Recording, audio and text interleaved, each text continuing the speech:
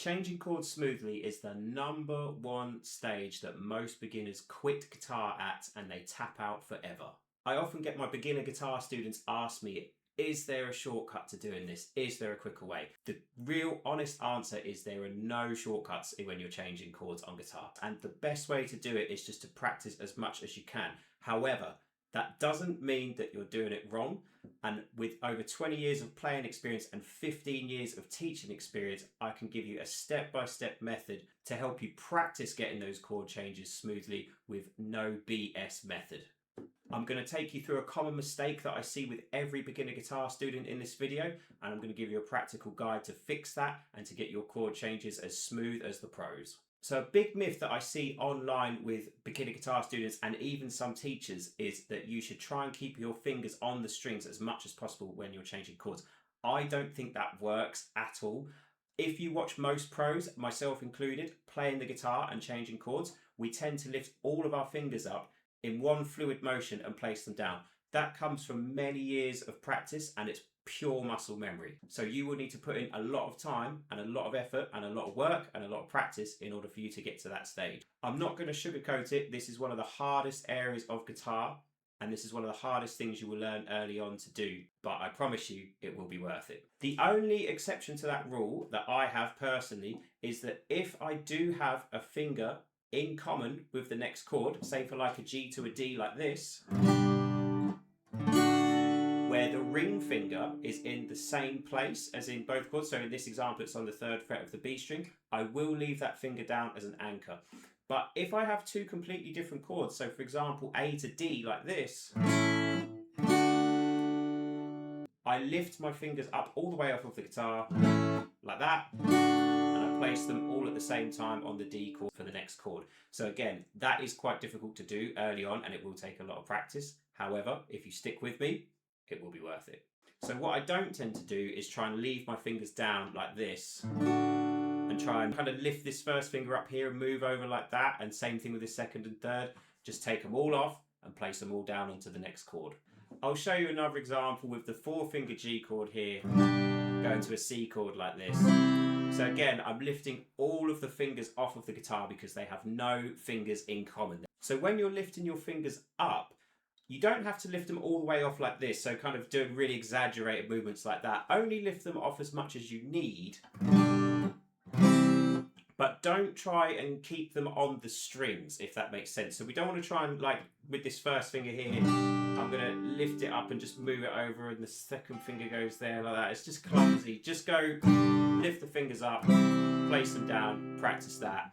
Easier said than done, I know. Let's put it into a strumming pattern so you can see it in real time. So I'm going to do a G chord like this. C.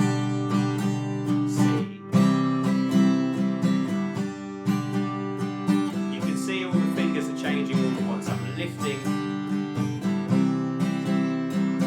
and placing them all down. So that would be my step #1, is to stop trying to use pivot fingers and stop trying to stay on the strings as much as possible. Just lift the fingers off, move to the next chord. Step #2 is what I like to call the no stopping rule. This one will be a game changer for you guys who are struggling with changing chords smoothly. So what you do at first is you learn the chord shapes as best as you can. So I'm going to sit down, I'm going to practice my G chord, I'm going to place my fingers, I'm going to make sure that everything's ringing out as it should. I'm going to do the same with my C and my D if you want to throw that in there as well. So at this stage, you're focusing on getting the chords sounding as clean as you possibly can and making sure the fingers are in the exact right place that you need to be. Then what you're going to do is you're going to put on a metronome, or even better, you're going to play them in the song to the original recording that you are trying to learn. So for example, if you're trying to learn Brown Eyed Girl by Van Morrison, you are going to put that song on and you're going to strum along to it. And the key thing is, you are not going to stop.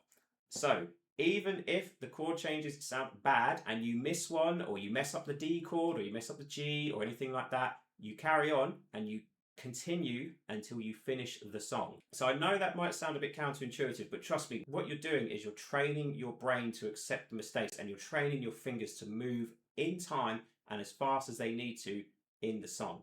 Now, at first, you will suck at this. I'm not going to sugarcoat it, as I've said before. If you're not quite there yet with the chords, it won't sound good and it will be a blow to your ego. However, if you keep doing it, you will get better.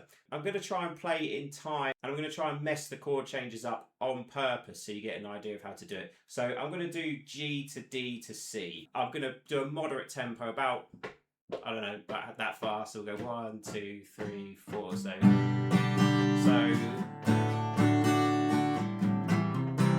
I'm going to go to the D. Oh no, I messed it up. Back to the G, carry on. Doesn't matter if you mess it up. I even played the sequence wrong there, so I'm going to do it again. So G, I'm going to mess up the D,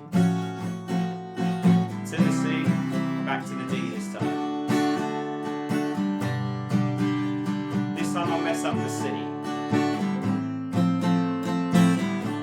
Played an F chord by mistake. So I carried on, it doesn't matter.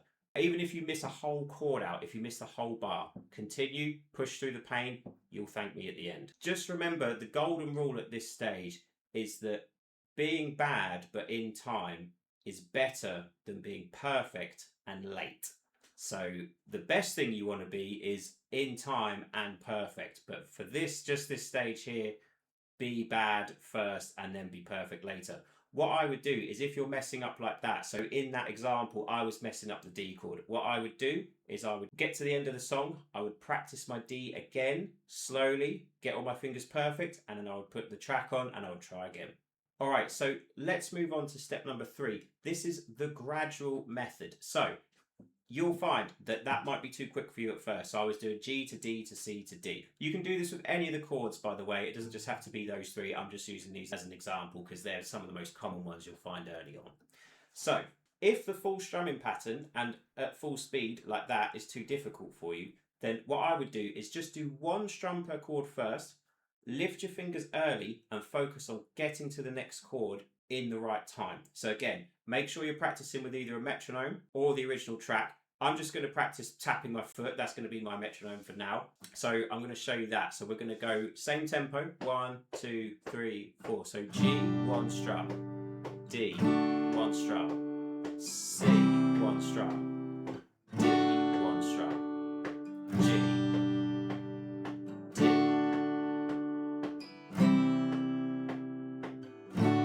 So there's no strumming just yet. There's no right hand. The focus is purely on the left hand. We're building that up. We're building the strength and we're building the confidence in the changes first before we start adding the strumming pattern in.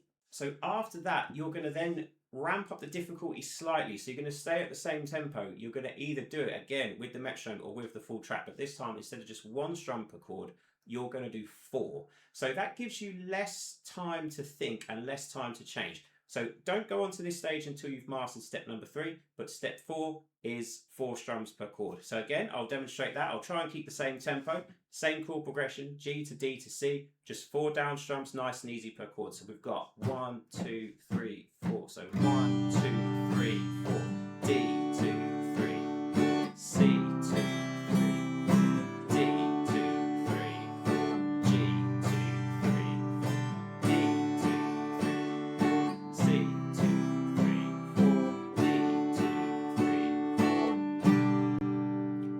practice that again and again until you get to stage number 5, which would be, or step number 5, which would be the full strumming pattern on that chord. So I was doing down, down, up, up, down, up.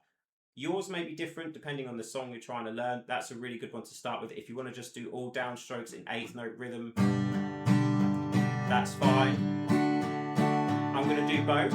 So here's my C, and then my D, and now I'm going to go.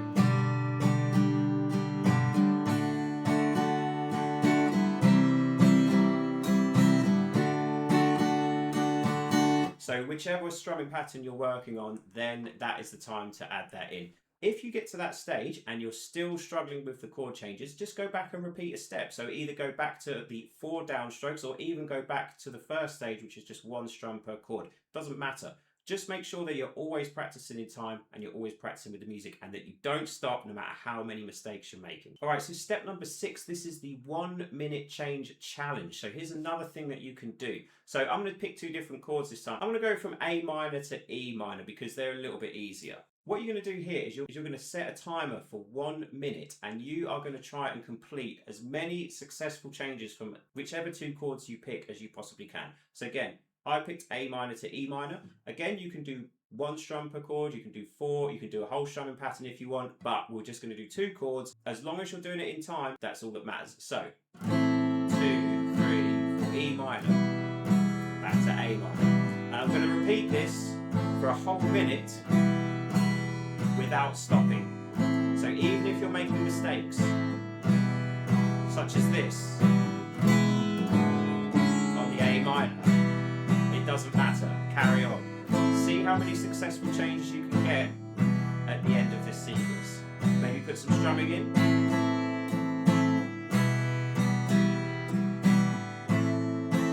Over and over again until you're happy with it. You might find that you start making mistakes at first and then as you get into it, it actually gets better. But again, do it for a minute, stop, maybe pick 2 more chords, or if you're feeling it, do those 2 again and keep practicing like that. You can actually do that while you're doing another task. So for example, if you're just sitting there watching TV, watching your laptop, whatever, you can just pick 2 chords and kind of just idly strum through them like that while you're building up those motor skills. That is how I would build up those chord changes slowly. There are no gimmicks, no fancy tricks. It's just pure practice, hard work and dedication, and just keep doing it again and again and again. Pick 2, 3, 4 chords out of the ones we're trying to learn and just keep going at it until you get it. The other thing, the really important thing, is that you will suck at this at first. I know I keep saying that, but I think a lot of beginners seem to think that they're going to get this in a week or 2 lessons or even a month. I took ages to properly get a C chord down on guitar. So even after a couple of years, I could kind of make it on time,